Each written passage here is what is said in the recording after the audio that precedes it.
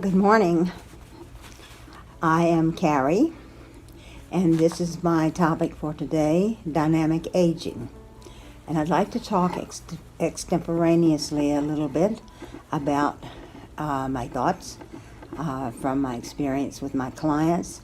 And last night I got up and jotted a few things down on Grammarly that I thought I would talk with you about this morning, and then follow it up with a blog and perhaps a picture that is done with my experiential techniques from a client who is re-entering her life after the grief process of losing her husband.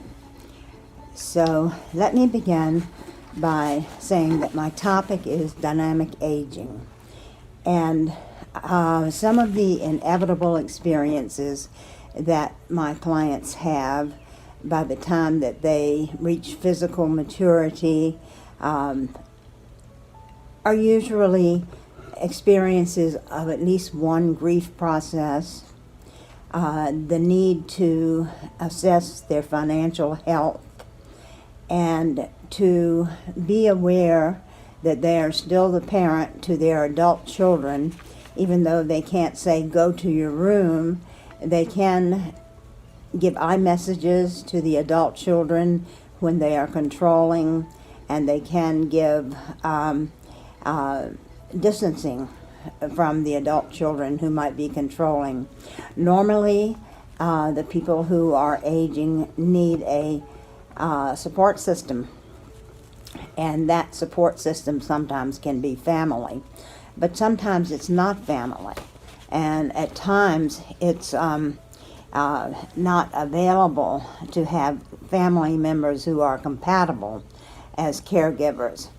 And here comes another thought, and that is that funding is important in the aging process. And what I mean by that is that many times people will need to hire someone to come and clean their house, be a companion, help with any physical therapy that they might need, perhaps prepare their meals. And this calls for some accumulation of financial independence. And all of my clients that have gone through this process recently, the grief process and the aging process of losing husbands, have been wealthy and have been able to hire companions when their family was not available to them, which has happened to have been all of the cases. And I am so aware that the financial aspect of aging is very important. Some of the books that I've read say that neurologically and physically, people in their 60s, 70s, and 80s have an advantage of being able to be more focused than their younger counterparts. And this is probably one of the great advantages of aging. But we also know about elder abuse, and I will address that at a different time.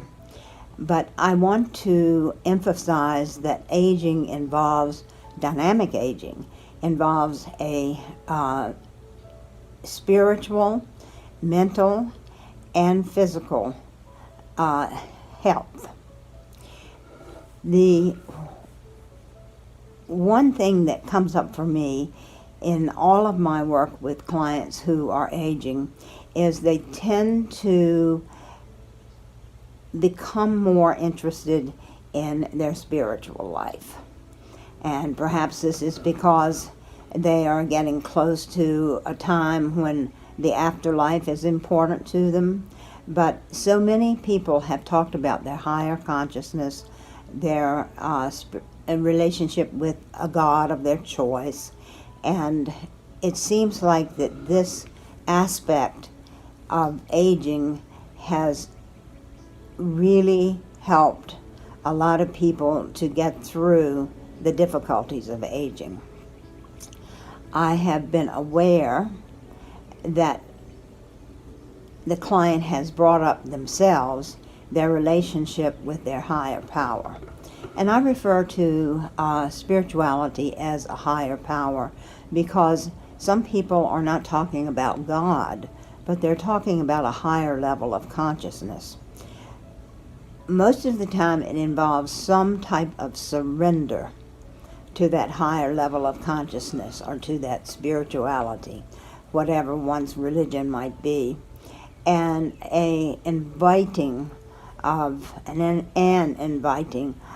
the spirituality to come into their lives.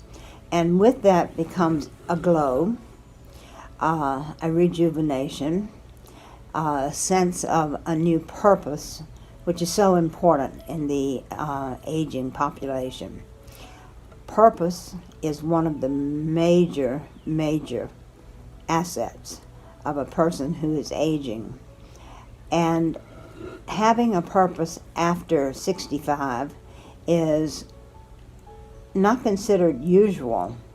The retirement age is often seen as a time of passivity, but more and more people are getting involved in activities after retirement, in goals after retirement, in really being the unique person that they were meant to be in the time after their retirement. Many people are getting their lives in order.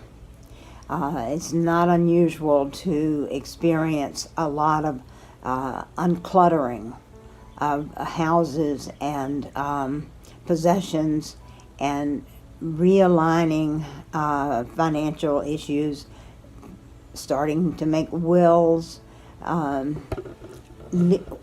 leaving the